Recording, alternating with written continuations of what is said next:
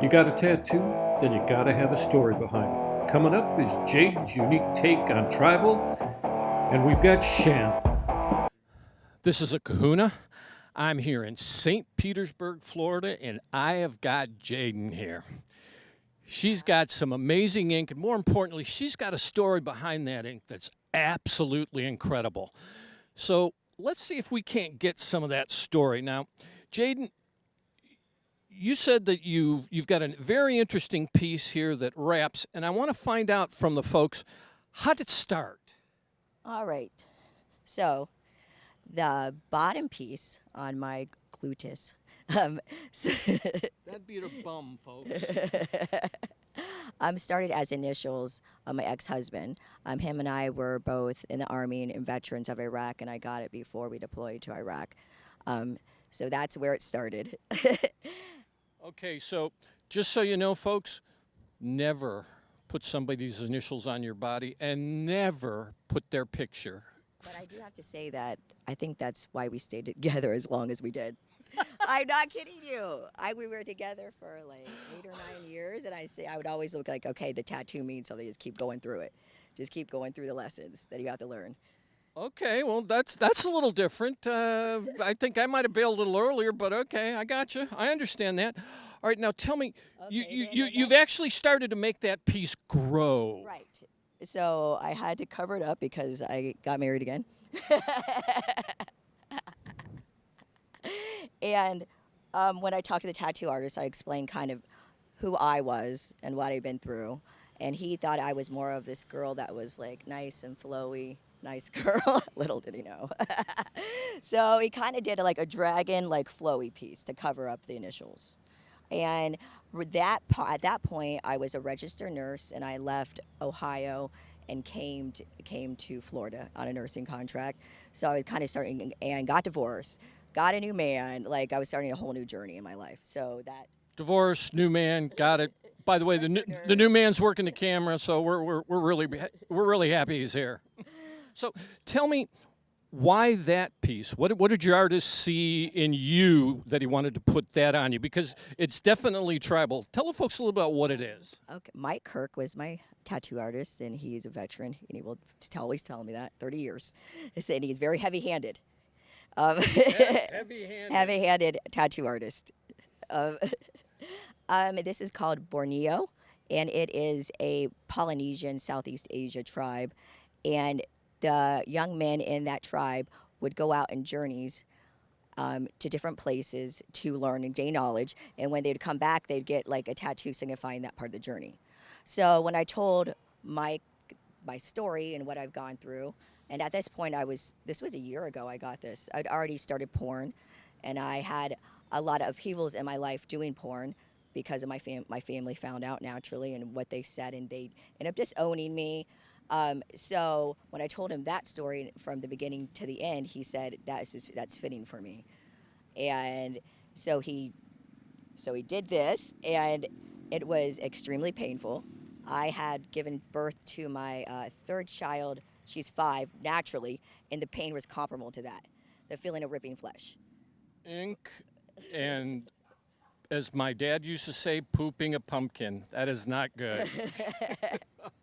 But while I was experiencing the pain, I was having thoughts that I think they repressed thoughts maybe, like a lot about killing people and death and causing pain on other people.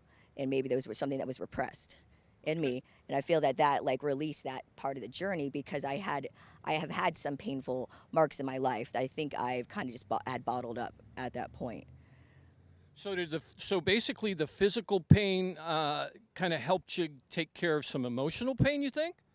Yes, I think so. And people kept saying, when is the next one? I'm like, I don't know if I'm ready. I don't know. I'm like, I don't know. That was extremely painful.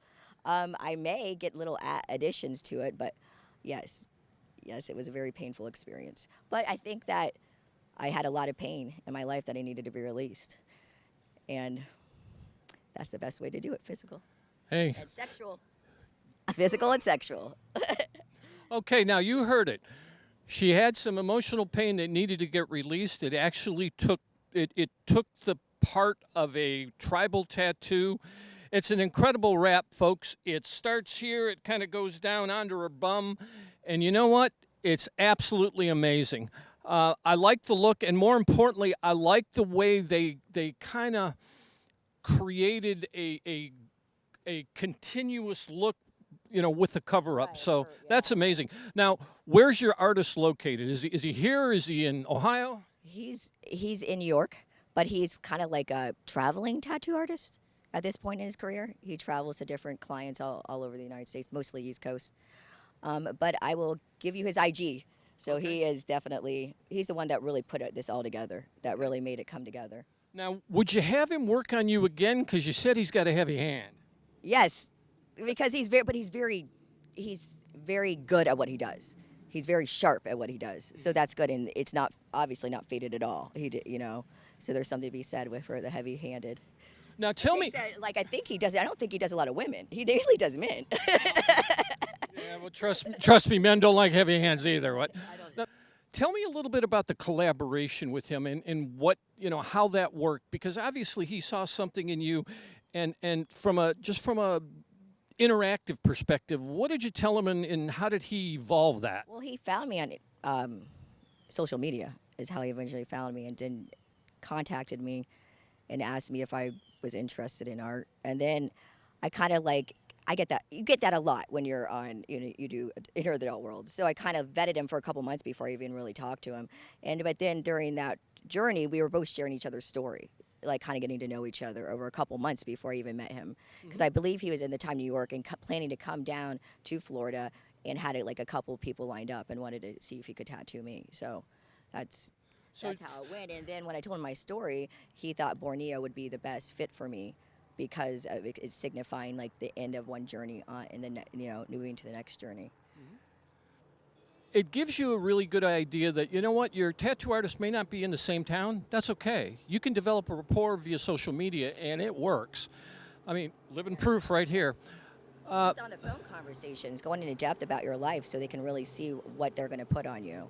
Yes, it was perfect for me because I didn't want to just go into some shop randomly, an Ybor, and say, okay, I want a tattoo.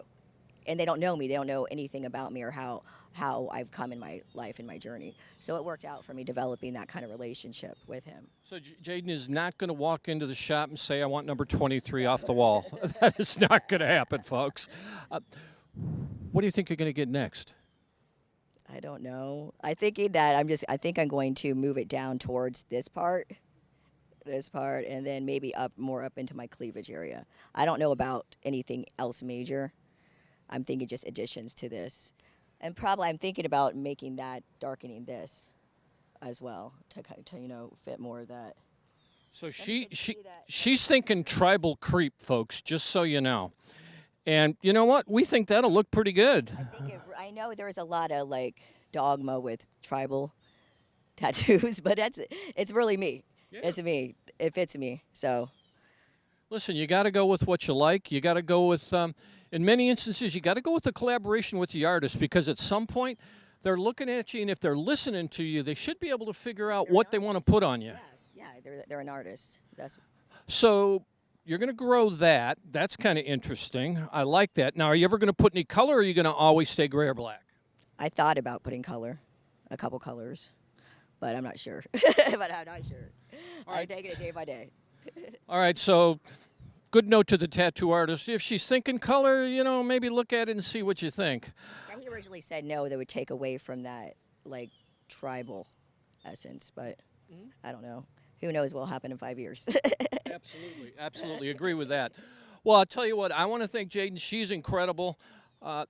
This is Tat-Stories. Make sure that you check out the channel, hit the subscribe button.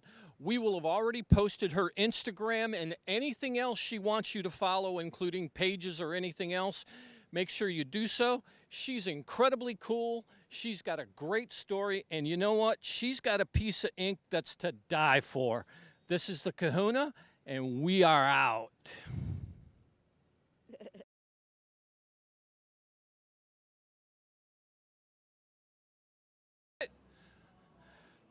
Kahuna here. I'm in downtown St. Pete, and I've got Shannon. Shannon's not only a tattoo model, but she's also a member of the military. And oh, by the way, she's got an incredible brand we're going to talk to her about too. But before we do that, we're going to talk about these badass tattoos she's got because she's sporting some amazing ink. So, Shannon, tell me, what was your first tattoo? My first tattoos, I got Live Ride on my wrist. I don't know if you can see them, but I got those at the age of 18. So those are my very first ones. Well, at least you were legal. Sometimes they go, 15, 14. Yeah. We had one as young as 11. Wow. Yeah, I was 18, so. Okay, and you were actually a motorcycle rider, right? Yeah, I ride dirt bikes and street bikes, so really into the motorcycle theme, especially the dirt bikes. I love them. Awesome. Well, we're in Florida. Dirt bikes, maybe beach bikes, yeah. Yeah, because I grew up in California, and that's like where it's at for off-roading and dirt biking. So it's probably one of my main hobbies. So it's great. Well, I'll tell you what. Let's start with this sleeve. Tell me a little bit, or tell the folks a little bit about what's going on there, because you got like a wolf's head and some skulls. What's the theme?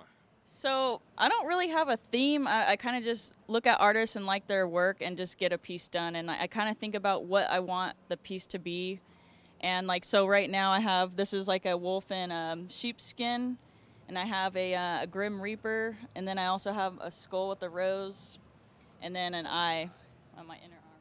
Well, I'll tell you what, folks, we're going to make sure that you see that on B-roll because it's spectacular. Now, you told me something about your back. You actually said that two artists worked on it at once. Tell me about how a collaboration like that works. I actually got really lucky with that one. I use Instagram a lot for finding artists and tattoos, and the artist I was following, he posted something about doing, we need a person, we're doing a collaboration, who wants to do this? And I was like, as soon as I saw that, I sent in a message like, I want to do it.